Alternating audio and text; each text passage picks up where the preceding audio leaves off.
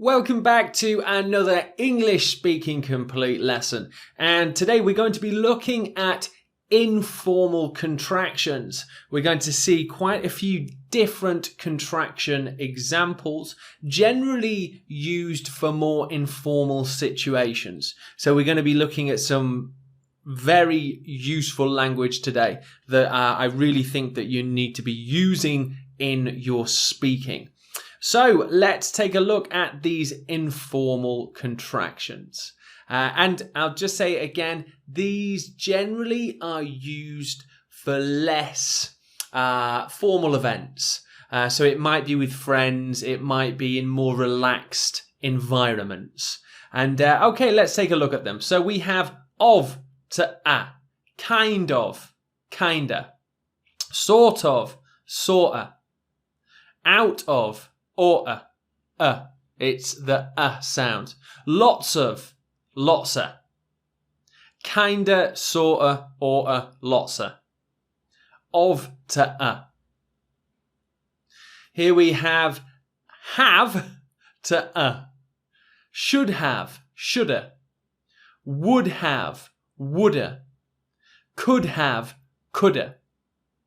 So generally speaking, I'd just say at this point, a lot of these words would never be used within writing. Kinda, sorta, maybe, but the rest of these would not. They are just really for speaking.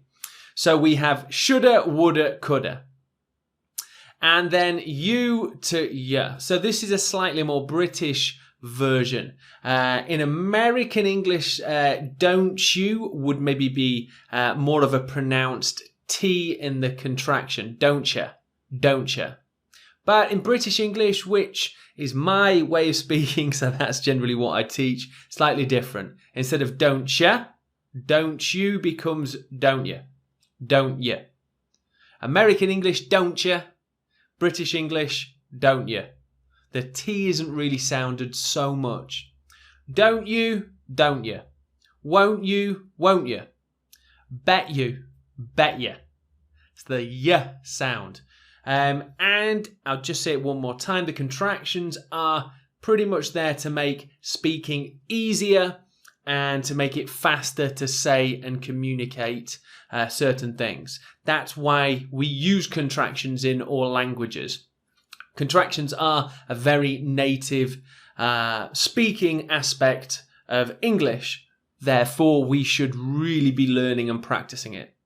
Okay, so I'm just going to go through a few more examples with a live speaking video. So let's jump into that right now.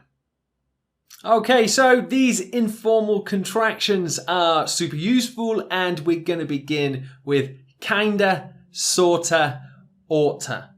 Or if I'm going to say it in an even more contracted form, kinda, sorta, oughta.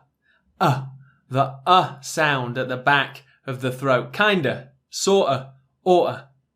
I kind of feel a little bit sick. I sort of feel sick. You ought to take some medicine. You ought to really take some medicine. So sometimes when we contract ought to, we might just go slightly short to oughta, oughta. In American English, they generally contract even further. You ought to take some medicine. So slightly difference between the British and English for ought to, but kinda, sorta, that's pretty much the same universally for native speakers. I kind of feel a bit sick. I sort of don't feel very well. So there is some really interesting contractions. Kinda, sorta, oughta. Now we have shoulda, woulda, coulda, which really is almost like a poem. Shoulda, woulda, coulda. Should have, would have, could have. That auxiliary verb have. We can contract should have into shoulda, would have into woulda, could have, coulda. And it's very, very common with English speakers to do this within their speaking. I really should have gone for a run this morning. I would have gone for a run if I knew the weather was nice. I could have gone for a run, but I didn't really want to. Shoulda, woulda, coulda. Super useful and very, very common contraction too. Okay, we're now on to don't ya, won't ya, got ya. Now, when we say them in the non-contracted form, don't you, it's actually quite difficult for our mouths to do this. You, don't you, don't you. So generally we do contract a lot within speaking just to make it easier for our mouths to say this. Don't you, don't you. Won't you, won't you. Got you, got you, got you. Don't you think we should really be going to bed earlier? Won't you go to bed a bit earlier? You'll be super tired. Got you. Let's go to bed a bit earlier and then we can wake up in time for our flight. So there were 3 examples using all 3 contractions. So of course you can go back through, take another look and listen again to those contractions within use. Spend some time now with the contractions from this lesson and have a go at saying them, pronouncing them clearly and using them within some context of a sentence as well.